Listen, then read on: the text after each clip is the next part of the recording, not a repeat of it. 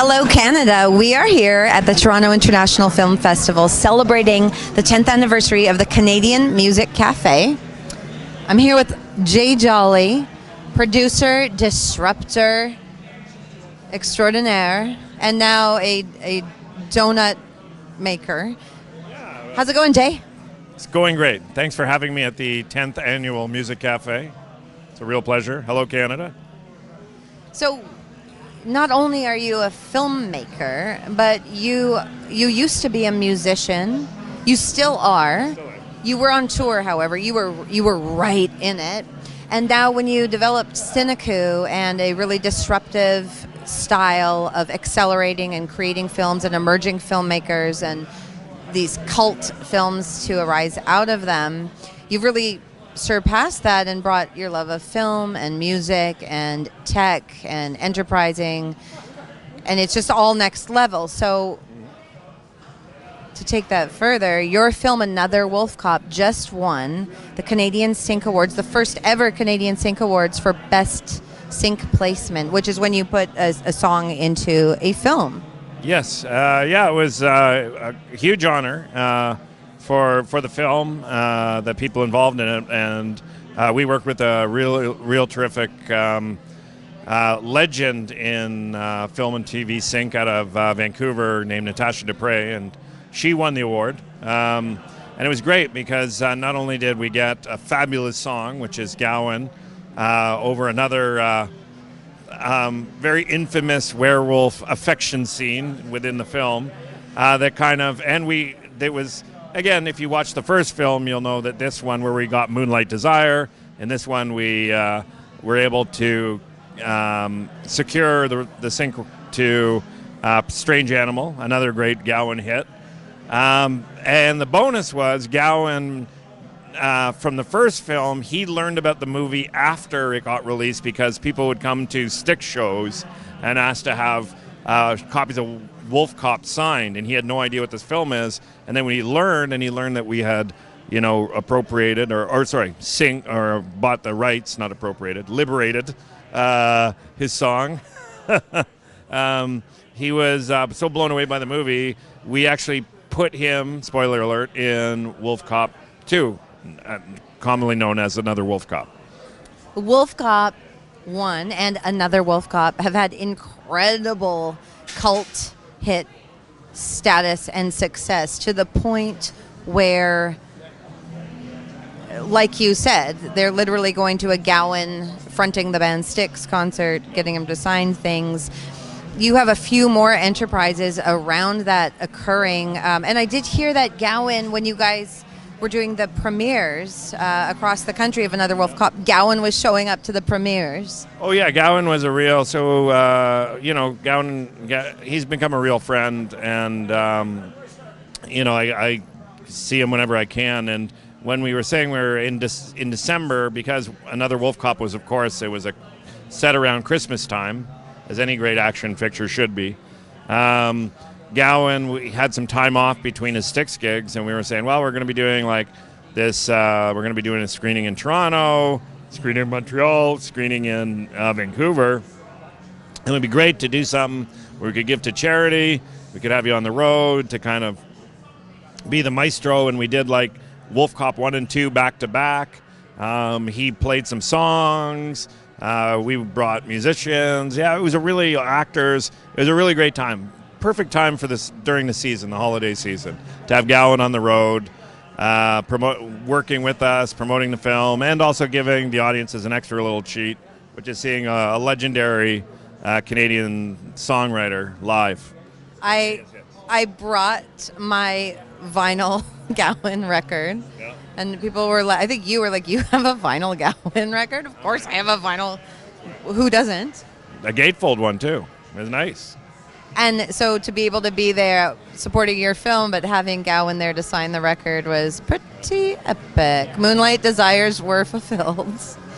It was pretty awesome. So in terms of the business of creating that, there's a song, or Natasha, knowing how perfect that would be to match the werewolf and the theme of this film. What's the next step there? Well, Natasha works her magic in the background, and she has, she's a veteran and really, incredible at what she does. She would then connect with, the folks who own the rights, which in this case were Joly out of Nashville, Nashville's headquartered in Toronto, but in this case, she had to go to, I think, the Nashville office to get the rights. Anyway, it's a small detail. It's not inconsequential. But she contacted them, and it's when Joly bought the catalog, the Anthem catalog. Anthem also had Gowan, along with a bunch of other Canadian artists, wrapped up with Rush, as you know. So they, it was really great to work with a Canadian company, and with a Canadian artist, Canadian song, and to win the first Canadian Sync Award for Best Placement of a Song in a Film. It's a nice another little kind of feather in our cap kind of thing. It's awesome. So if there is another Howl WolfCop, what would the next Gowan acquisition? Well, considering if anybody knows the WolfCop, how we use it in WolfCop, it's generally over a scene that usually involves a lot of lovemaking.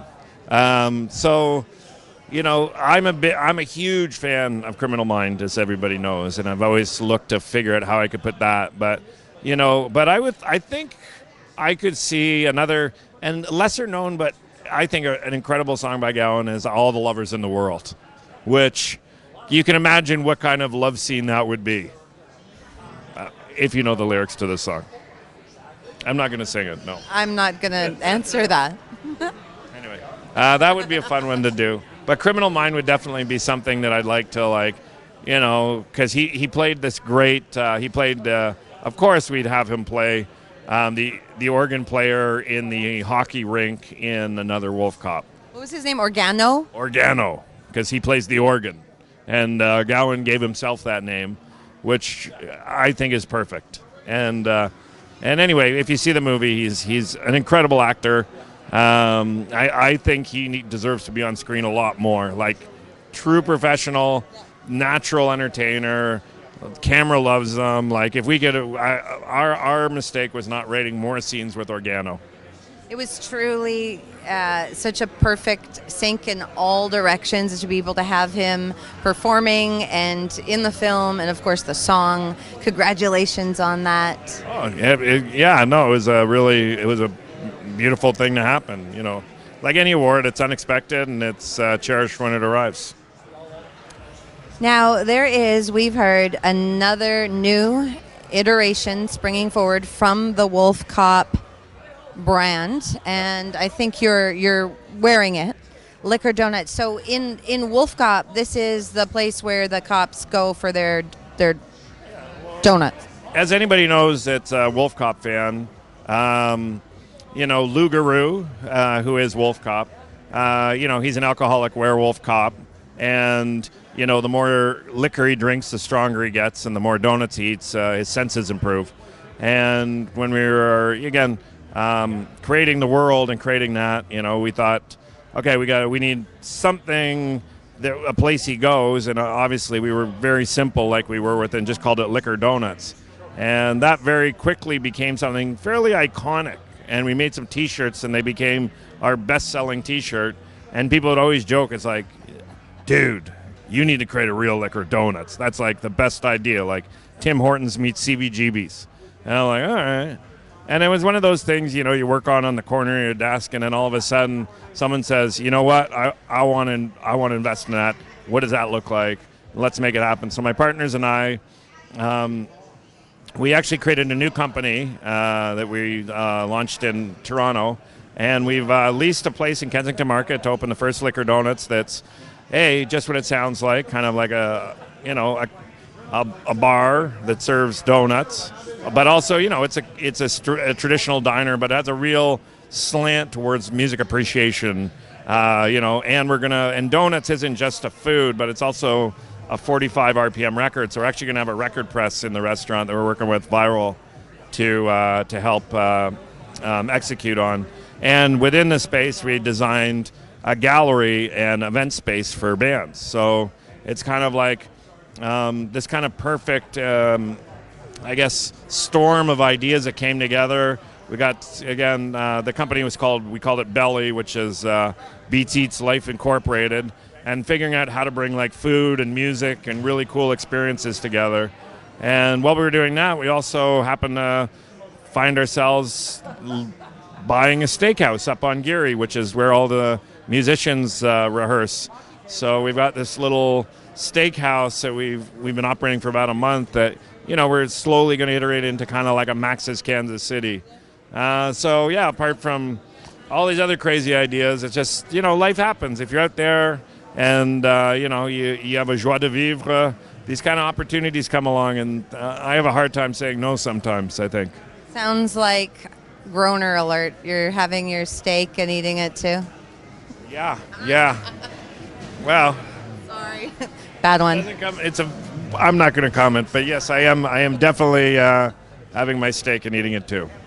Do you think that this model of creating something that can exist on so many levels beyond the film itself, and to have a life and to be creating new fans and loyalty to that, is what truly needs to happen for a continuous brand, and especially for the vicissitudes of filmmaking in Canada, especially, to be able to really make it known around the world? Do you think this 360 approach is necessary? Oh, I think it's absolutely necessary. It's hard to. It depends what you are trying to get out of your. If you're someone that just wants to finance and make your own little art film and go out and you don't care how it does, but if you're trying to earn any kind of revenue, it's, as everybody knows, independent movies, it's very tough to earn money. It's a really hard process. The market has really changed.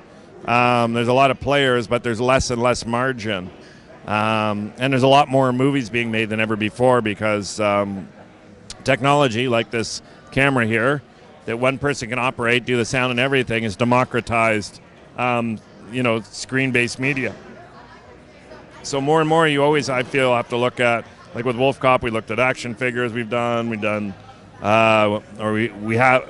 did some comic books, T-shirts, and then the liquor donuts. And, I've always wanted to also, do a brick and mortar. So for me, it was a way to say, yeah, you know what? I'm a big lover of food, as everybody knows. I'm un bon vivant, as the French would say. So I love food, and I love how food brings people together. And it is that kind of reason to get people out of their house kind of thing. Create those experiences that, it's a reason to leave your Netflix for a night and come out and engage with other people and break bread around music and food, which I think is, and that's kind of our business model, is bringing food and music together and, incredible people. So it's very exciting because it's very different than media and very different from tech.